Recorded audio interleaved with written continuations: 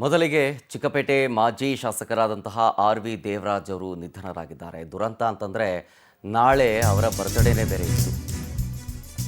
ಅದರ ನಿಮಿತ್ತ ಚಾಮುಂಡಿ ಬೆಟ್ಟಕ್ಕೆ ಅಂತ ಹೋಗಿರ್ತಾರೆ. ನಾಳೆ ಹುಟ್ಟುಹಬ್ಬದ ಹಿನ್ನೆಲೆಯಲ್ಲಿ ಇವತ್ತಿಗೆ ಚಾಮುಂಡಿ ತಾಯಿಯ ದರ್ಶನವನ್ನು ಪಡ್ಕೊಳ್ಳೋದಕ್ಕೆ ಅಂಥೇಳಿ ಮೈಸೂರಿಗೆ ಹೋಗ್ತಿದ್ರು. ಆ ಟೈಮ್ನಲ್ಲಿ ಹೃದಯಾಘಾತ ಆಗಿದೆ.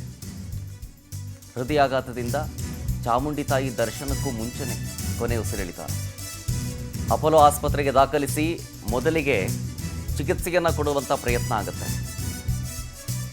ಅದಾದ ಮೇಲೆ ಅಲ್ಲಿಂದ ಜಯದೇವ ಆಸ್ಪತ್ರೆಗೆ ಅಂತ ಕರ್ಕೊಂಡೋಗಲಾಗುತ್ತೆ. ಫಸ್ಟು ಅಪೋಲೋ ಆಸ್ಪತ್ರೆಗೆ ಕರ್ಕೊಂಡು ಹೋಗ್ತಾರೆ, ಚಿಕಿತ್ಸೆ ಕೊಡಿಸ್ತಾರೆ. ಅದಾದಮೇಲೆ ಜಯದೇವ ಆಸ್ಪತ್ರೆಗೆ ಕರ್ಕೊಂಡು ಹೋಗ್ತಾರೆ. ಆಗ ಮಾರ್ಗ ಮಧ್ಯದಲ್ಲಿ ನಿಧನ ಆಗ್ತಾರೆ. ಆಮೇಲೆ ಗಮನಿಸಬೇಕಾದಂಥ ಅಂಶ ಅಂತಂದರೆ ಎಸ್.ಎಂ. ಕೃಷ್ಣ ಅವರ ಆಪ್ತರಾಗಿದ್ದರು ಆರ್.ವಿ. ದೇವರಾಜ್ ಅವರು. ಆರ್.ವಿ. ದೇವರಾಜ್ ಅವರ ಪಾರ್ಥಿವ ಶರೀರದ ಅಂತಿಮ ದರ್ಶನದ ವ್ಯವಸ್ಥೆಯೂ ಕೂಡ ಆಗಿದೆ. ಈಗ ಆಲ್ರೆಡಿ ಒಬ್ಬೊಬ್ಬರಾಗೆ ಬರ್ತಾ ಇದ್ದಾರೆ. ಅವರ ಆಪ್ತರು, ಕುಟುಂಬ ವರ್ಗದವರು, ರಾಜಕೀಯ ಗಣ್ಯರು. ಬೆಂಗಳೂರಿನ ನಿವಾಸದಲ್ಲಿ ಅಂತಿಮ ದರ್ಶನಕ್ಕೆ ವ್ಯವಸ್ಥೆ ಮಾಡಲಾಗಿದೆ. KR ಮಾರ್ಕೆಟ್ ಬಳಿ ಇರುವಂಥ ಆರ್.ವಿ. ದೇವರಾಜ್ ಅವರ ಮನೆ. ಬೆಳಗ್ಗೆ 10 ಗಂಟೆ ಆದಮೇಲೆ ಕಚೇರಿ ಬಳಿ ಅಂತಿಮ ದರ್ಶನಕ್ಕೆ ವ್ಯವಸ್ಥೆ ಮಾಡಿಕೊಡಲಾಗುತ್ತೆ. JC ರೋಡ್ನಲ್ಲಿರುವಂಥ ಮಾಜಿ ಶಾಸಕ ಆರ್.ವಿ. ದೇವರಾಜ್ ಅವರ ಕಚೇರಿಯ ಬಳಿ 10 ಗಂಟೆಯ ನಂತರ ದರ್ಶನಕ್ಕೆ ವ್ಯವಸ್ಥೆ ಮಾಡಿಕೊಡಲಾಗಿದೆ. ನಾಳೆ ಕನಕಪುರದ ಸೋಮನಹಳ್ಳಿ ತೋಟದ ಮನೆಯಲ್ಲಿ ಅಂತ್ಯಕ್ರಿಯೆ ನಡೆಸಲಾಗುತ್ತೆ. ನೋಡಿ, 1957 ಡಿಸೆಂಬರ್ 3ನೇ ತಾರೀಕು ಅವರ ಜನನ. ಅಂದರೆ ನಾಳೆಗೆ ಅವರ ಹುಟ್ಟುಹಬ್ಬ ಬೇರೆ ಇತ್ತು. ಅದರ ನಿಮಿತ್ತವಾಗಿ ಮೈಸೂರಿಗೆ ಹೋಗಿ ಚಾಮುಂಡಿ ತಾಯಿಯ ದರ್ಶನವನ್ನು ಪಡ್ಕೊಳ್ಳೋಕ್ಕೆ ಹೋದಂಥ ಸಂದರ್ಭದಲ್ಲಿ ಹಾರ್ಟ್ ಅಟ್ಯಾಕ್ ಆಗಿದೆ ಅವರಿಗೆ. ಇವರು 1989 ಚಾಮರಾಜಪೇಟೆಗಿಂತ ಶಾಸಕರಾಗಿ ಆಯ್ಕೆಯಾಗಿರ್ತಾರೆ.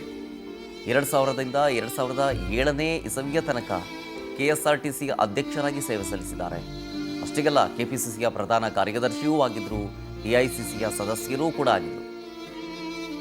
2016ರಲ್ಲಿ ಕೊಳಚೆ ಪ್ರದೇಶ ಅಭಿವೃದ್ಧಿಯ ಅಧ್ಯಕ್ಷರೂ ಕೂಡ ಆಗಿದ್ದರು. ಚಾಮರಾಜಪೇಟೆ ಕ್ಷೇತ್ರದ ಪುನರ್ ವಿಂಗಡಣೆ ಆದಮೇಲೆ ಚಿಕ್ಕಪೇಟೆಗಿಂದ BJP ಉದಯ್ ಗರುಡಾಚಾರ್ ವಿರುದ್ಧ 2 ಬಾರಿ ಸೋಲ್ತಾರೆ. ಚಾಮರಾಜಪೇಟೆ ಅದನ್ನು ಬಿಟ್ಕೊಡೋದ್ರಲ್ಲೂ ಕೂಡ ನೋಡಿ ಹಿಂಗಿದೆ ಅಂತ.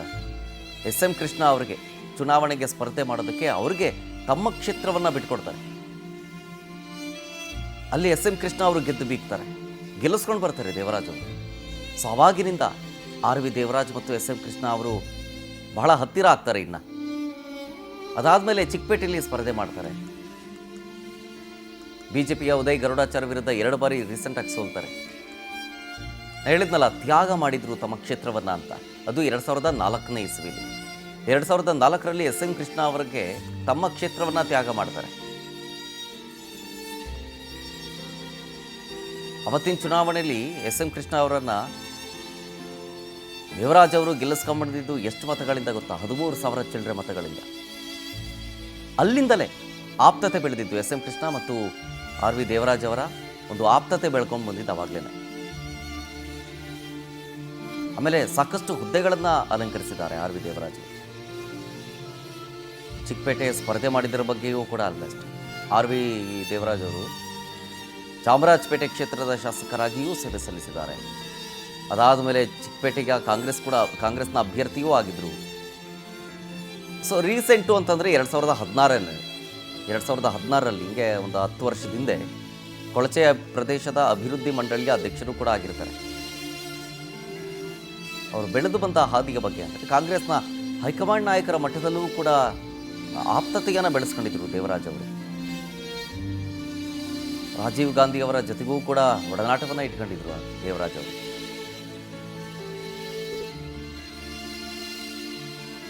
ಎರಡು 2018ರಲ್ಲಿ ಕಾಂಗ್ರೆಸ್ನ ಆರ್.ವಿ. ದೇವರಾಜ್ ಅವರನ್ನ ಸೋಲಿಸಿ ಉದಯ್ ಗರುಡಾಚಾರ್ ಅವರು ಶಾಸಕರಾಗಿ ಆಯ್ಕೆಯಾಗಿರ್ತಾರೆ. ಚಾಮರಾಜಪೇಟೆಯಿಂದ 2 ಬಾರಿ ಗೆದ್ದಿರ್ತಾರೆ. 1 ಸಲ ಚಿಕ್ಕಪೇಟೆ ಕ್ಷೇತ್ರದಿಂದ ಶಾಸಕರಾಗಿ ಆಯ್ಕೆಯಾಗಿರ್ತಾರೆ. 1 ಸಲ ಗೆದ್ದಿರ್ತಾರೆ ಚಿಕ್ಕಪೇಟೆಯಿಂದ, 2 ಬಾರಿ ಸೋತಿರ್ತಾರೆ. ದೀರ್ಘಕಾಲ ಸದಸ್ಯರಾಗಿದ್ದರು ರಾಷ್ಟ್ರೀಯ ಕಾಂಗ್ರೆಸ್ನಲ್ಲಿ. ನಾಯಕರಾಗಿ ಸೇವೆ ಸಲ್ಲಿಸಿದ್ದಾರೆ. ಕರ್ನಾಟಕ ಪ್ರದೇಶ ಕಾಂಗ್ರೆಸ್ ಸಮಿತಿ ಅಂದರೆ KPCC ಪ್ರಧಾನ ಕಾರ್ಯದರ್ಶಿಯಾಗಿಯೂ ಕೂಡ ಅವರು ಕೆಲಸ ಮಾಡಿದ್ದಾರೆ. AICC ಅಂದರೆ ಅಖಿಲ ಭಾರತ ಕಾಂಗ್ರೆಸ್ ಸಮಿತಿಯ ಸದಸ್ಯರೂ ಆಗಿದ್ದಾರೆ. ಹೀಗೆ ಹಲವು ಹುದ್ದೆಗಳನ್ನು ಅಲಂಕರಿಸಿದ್ದಾರೆ ಅವರು. KSRTC ಅಧ್ಯಕ್ಷರಾಗಿ ಸೇವೆ ಸಲ್ಲಿಸಿದರು.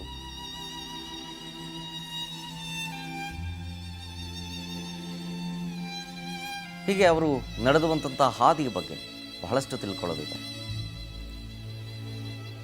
ನಾಳೆ ಅಂದರೆ ಡಿಸೆಂಬರ್ 3ನೇ ತಾರೀಕು ಅವರ ಹುಟ್ಟುಹಬ್ಬ ಇತ್ತು. ಹುಟ್ಟುಹಬ್ಬದ ಹಿನ್ನೆಲೆಯಲ್ಲೇ ಇವತ್ತು ಮೈಸೂರಿಗೆ ಹೋಗಿ, ಅಂದರೆ ನಿನ್ನೆ ಮೈಸೂರಿಗೆ ಹೋಗಿ ಚಾಮುಂಡಿ ತಾಯಿಯ ದರ್ಶನವನ್ನು ಪಡೆದು ಬರೋಣ ಅಂತ ಹೋಗಿದ್ರು. ಆಗ ಅವರಿಗೆ ಹಾರ್ಟ್ ಅಟ್ಯಾಕ್ ಕಾಣಿಸ್ಕೊಳ್ಳುತ್ತೆ. ಹಾರ್ಟ್ ಅಟ್ಯಾಕ್ ಕಾಣಿಸ್ಕೊಳ್ತಾ ಇದ್ದಂತೆ ತಕ್ಷಣ ಅವರನ್ನು ಮೈಸೂರಲ್ಲಿರುವಂಥ ಅಪೋಲೋ ಆಸ್ಪತ್ರೆಗೆ ಅವರನ್ನು ದಾಖಲಿಸ್ತಾರೆ. ಅದಾದಮೇಲೆ ಹೆಚ್ಚಿನ ಚಿಕಿತ್ಸೆಗೆ ಅಂತ ಜಯದೇವ ಆಸ್ಪತ್ರೆಗೆ ಕರ್ಕೊಂಡು ಹೋಗಬೇಕಾದ್ರೆ ನಿಧನರಾಗ್ತಾರೆ.